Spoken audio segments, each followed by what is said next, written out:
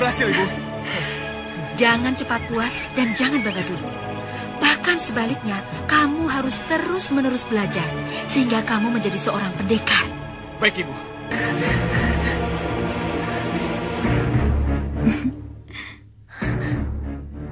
Berhasil. Luar biasa. Tidak ada pun yang memegang cemeti amal rasuli. Tapi kamu tidak apa-apa. Itu artinya kamu dan kakakmu sama. Sama-sama berhak untuk memegang dan memiliki cemeti amal rasuli. Semua keturunan Kiai Ageng Prayogo, saya, adik saya, ayah saya, dan ibu saya bisa memegang cemeti amal rasuli. Karena cemeti amal rasuli warisan turun-temurun dari Kiai Ageng Prayogo. Syukurlah, aku senang. Ada apa, Nyai?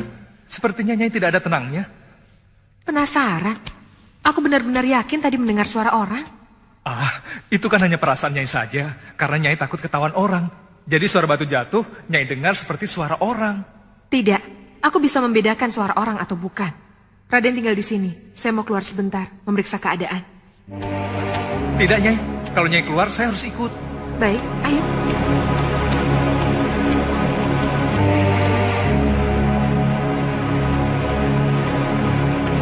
Ada apa? Betul kan kata saya? Ada orang yang masuk ke sini. Kapan? Baru saja. Ayo cepat kita kejar. Pasti belum jauh.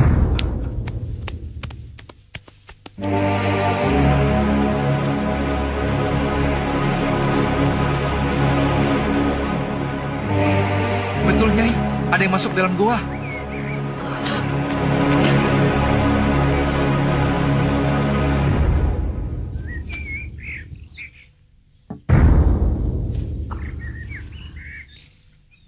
Ini gelang Aji Basa Pamungkas. Ada Aji Basa Pamungkas? Berarti ada mak lampir. Hah, celaka. Tenang. Aku tidak mau tertangkap lagi oleh mak lampir. Bukan Mak Lampir dan juga bukan Aji Basa Pamungkas. Bukan. Mak Lampir dan Aji Basa Pamungkas bukan orang-orang yang penakut. Mereka adalah orang-orang yang gila dan nekat.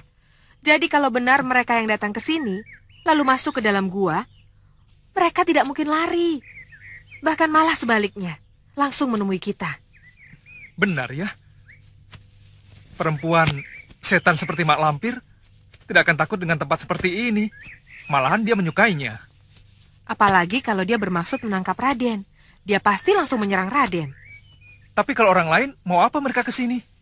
Itu yang jadi pertanyaan.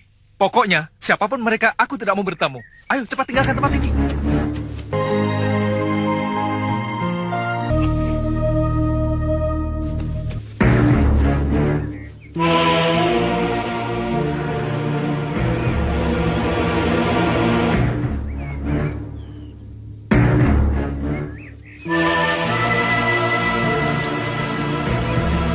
Ini selendang perempuan. Berarti yang datang ke sini adalah perempuan. Memang, tapi bisa saja dia tidak sendirian. Bisa saja bersama orang lain. Lalu mereka menyebarkan penemuannya kepada orang-orang. Bahwa di dalam gua ada manusia ular.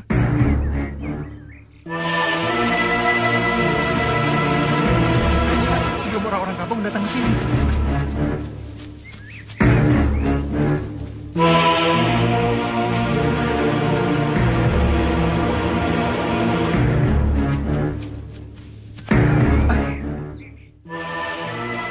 Ada lagi?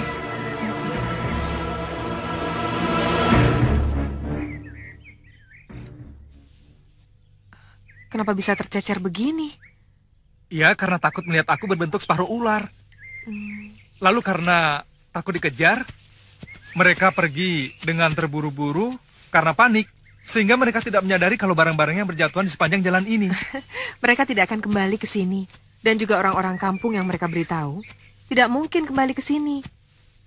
Semuanya pasti takut. Aku pernah mengalami peristiwa yang sangat pahit di desa Karangcelak. Pertama yang melihat aku hanya 3 orang. Lalu 3 orang itu memberitahu orang-orang kampung. Kemudian orang sekampung mengepung gua tempat aku bersembunyi. Aku terpaksa keluar dan mandiri. Aku tidak mau kejadian itu terulang lagi pada diriku, Nyai. Lalu kita mau kemana? Kita harus mencari tempat lain yang betul-betul aman. Tidak bisa, Raden. Hanya di Gua Lanang itulah Raden bisa diobati sampai sembuh. Di tempat lain tidak bisa. Tapi kalau orang-orang kampung pada datang ke sini, bagaimana? Bisa berbahaya buat saya, Nyai. Raden tunggu di sini ya. Mau kemana, Nyai? Nyai? Aku mau mengejar orang itu. Aku yakin mereka belum jauh, belum sampai di kampung. Kampung yang terdekat dari sini jauh sekali, di bawah kaki bukit, ya. Endang Cemiri! Raden tunggu di sini, tunggu sampai aku datang.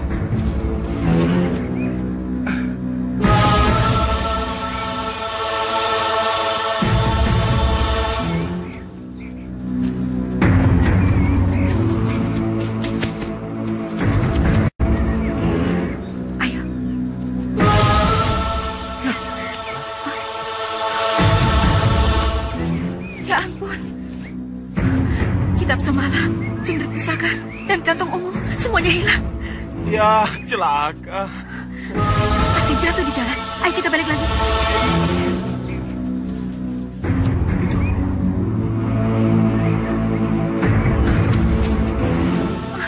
Untung kita temukan lagi.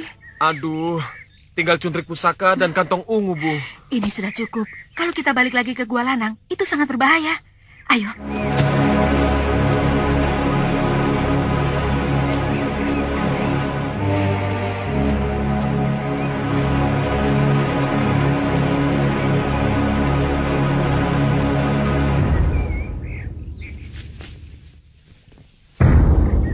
Celana laki-laki. Berarti yang datang sepasang suami istri. Aku harus mencarinya sampai ketemu.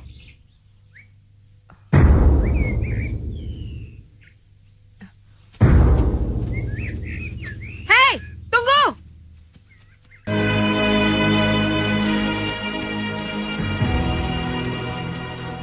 Barang-barang ini kepunyaan kalian. Jangan bohong. Betul, Nyai. Kami tidak mempunyai barang seperti itu.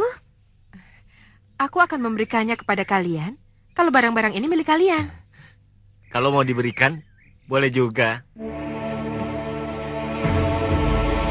Betul ini milik kalian? Iya, Nyi.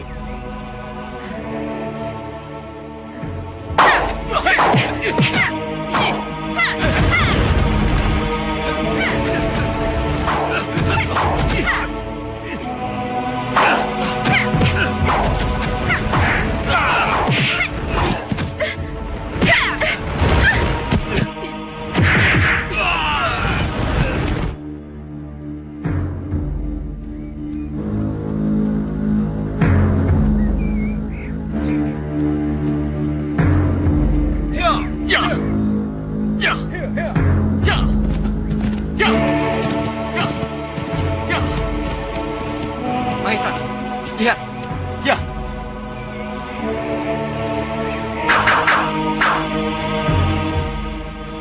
Maaf, kalau tidak salah, kamu ini Endang Cemiri.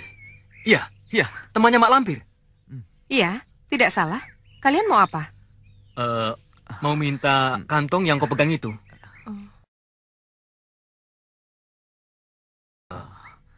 Iya. Kalau milik kalian, coba sebutkan isinya. Isinya adalah 2 buah gelang perak dan sebuah kitab somala. Kitab somala? Iya. Kalian bohong. Berarti ini bukan milik kalian. Saya tidak mau ribut-ribut. Kamu harus menyerahkan kantong itu. Kurang ajar, enak saja memaksa.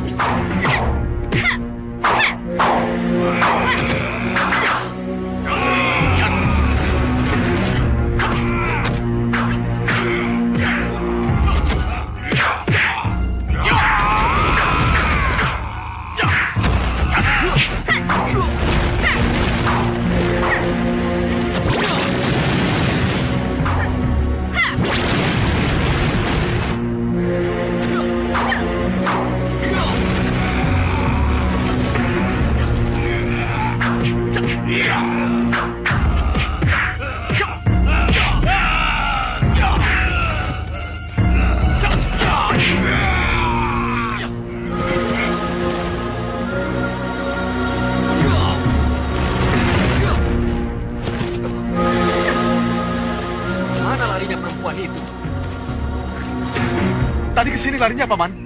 Tapi kok tidak ada? Ayo, sebaiknya kita cepat kembali. Kita harus lapor pada Pangeran Purbaya. Ayo. Ya.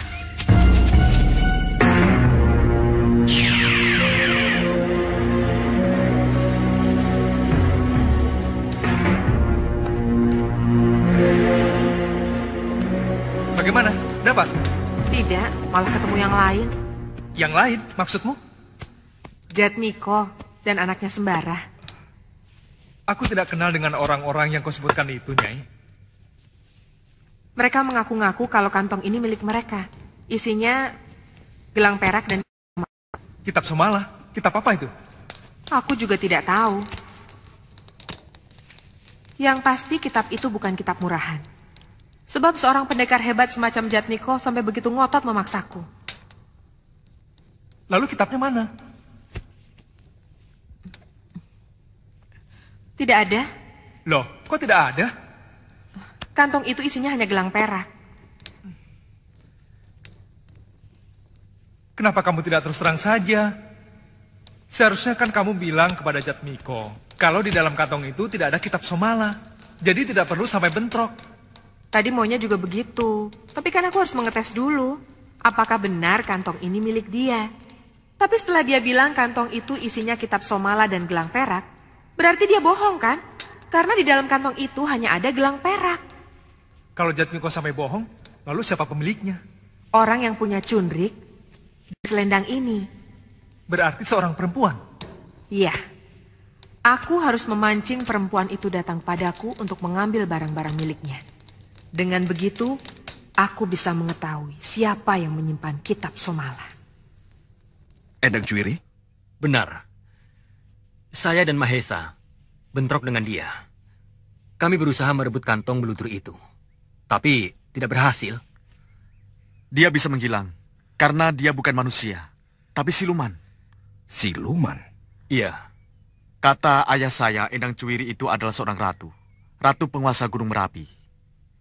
Kenapa kantong itu bisa berada di tangan dia? Itu yang saya tidak mengerti. Saya juga yang salah. Kenapa saya tidak tanya pada dia?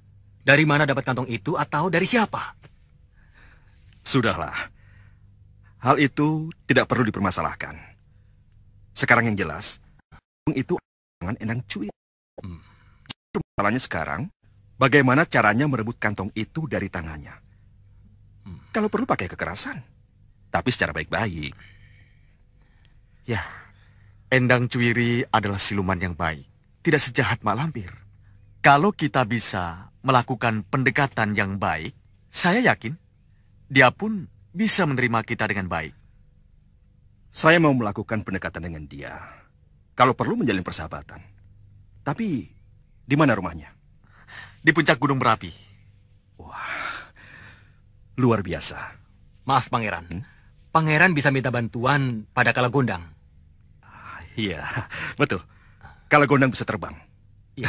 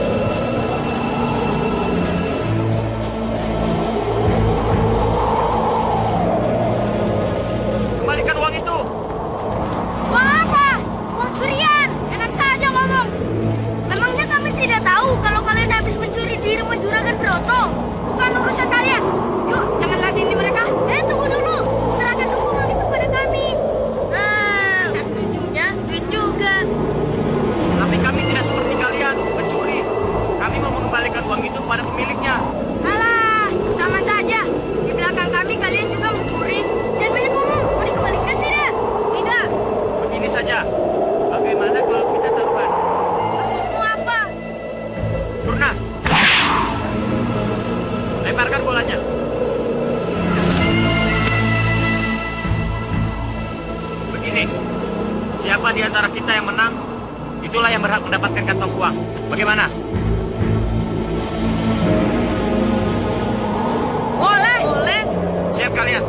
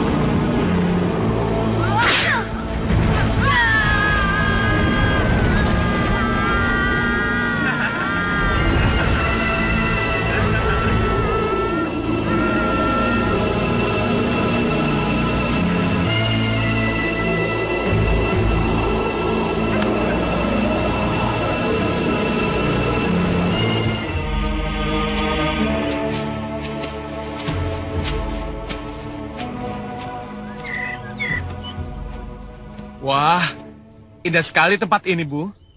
Masa iya tidak ada orang yang datang ke sini? Di sini memang indah. Tapi untuk jangan main-main. Tadi kamu lihat sendiri kan, berapa jurang dalam yang harus kamu lewati. Iya, perjalanan menuju ke sini membutuhkan keberanian yang lebih, Bu. Orang yang tidak dibekali dengan ilmu kesaktian dan ilmu silat, wah, bisa mati di tengah jalan sebelum sampai di sini, Bu. Maka itu, tempat seperti inilah yang kita butuhkan untuk mengembleng diri, menimba ilmu baru dari isi kitab semalam. Ayo.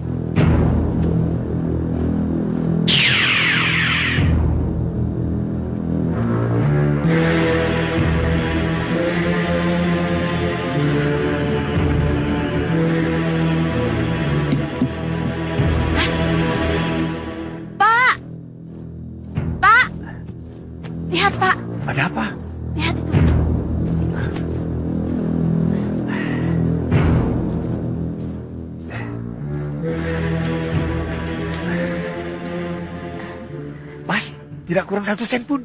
Utuh. Aneh. Tadi siang kita mencari uang kita yang hilang entah kemana. Tapi sekarang uang itu kembali seperti semula. Sudah, jangan ribut. Pokoknya uang kita sudah kembali. Kita tidak perlu tahu siapa yang mencuri dan siapapun yang mengembalikan uang kita. Bersyukurlah pada Tuhan.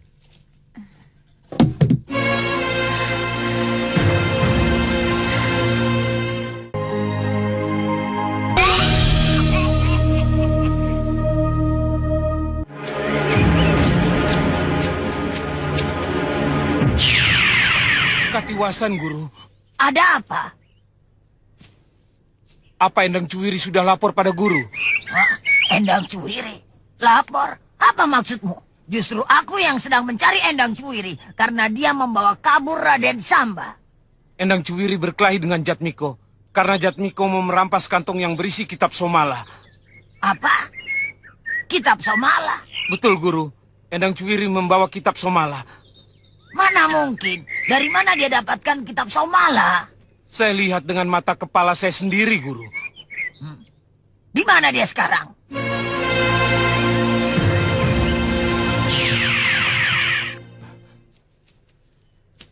Di sini tempatnya. Berarti Endang Cuwiri ada di wilayah ini. Lihat di Pasu Benggala Nenek. Percuma. Dia pasti sudah menutup diri dengan ajian benteng Kala Abang yang dia miliki. Berarti kita harus menjelajahi wilayah ini. Percuma, hanya buang-buang waktu dan tenaga saja. Lalu? Pasar. Pasar? Kok jadi nyelonong ke pasar? Raden Samba manusia biasa. Dia pasti perlu makan dan minuman. Untuk itu pasti Endang Cuwiri yang akan pergi ke pasar untuk membeli semua keperluan Raden Samba. Raden Samba bisa pergi sendiri ke pasar, Nek. Dia bisa belanja sendiri ke pasar. Tidak, tidak mungkin. Raden Samba tidak akan berani menampakkan diri di tempat keramaian. Karena dia adalah manusia ular. Jadi sudah pasti Endang Cuwiri yang disuruhnya. Iya, Nenek betul. Mari kita cari pasar yang terdekat. Semua pasar di sini jauh, Guru. Walaupun jauh pasti ada yang terdekat dari sini. Ya, ada. Pasar Margasari.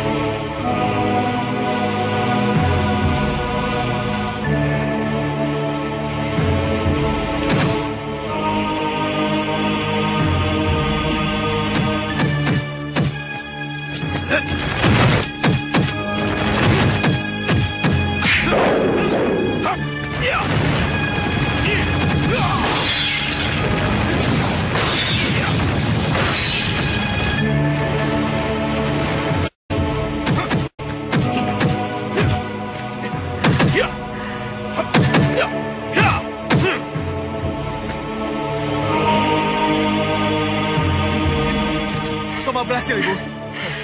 Jangan cepat puas dan jangan bangga dulu. Bahkan sebaliknya, kamu harus terus-menerus belajar sehingga kamu menjadi seorang pendekar.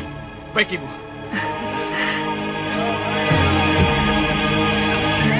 Dengarkan! Punya siapa ini? Ini punya siapa? Punya siapa ini? Bagi yang merasa kehilangan, silahkan ambil. Punya siapa ini? Bu, perempuan itu, Bu. Ada yang merasa kehilangan? Iya, dia sedang memancing kita. Memancing? Memancing bagaimana? Dia mengharap kita keluar sebagai pemilik dari kantong ungu itu. Untuk apa? Untuk merebut kita semala yang ada pada kita. Wah, kalau begitu kita pulang saja, Bu. Iya, dan ingat, apapun yang terjadi, kita tidak boleh ikut campur. Ya? Iya, Bu. Ini punya siapa? Bagi yang merasa kehilangan kantong ini, silahkan ambil. Ayo ambil.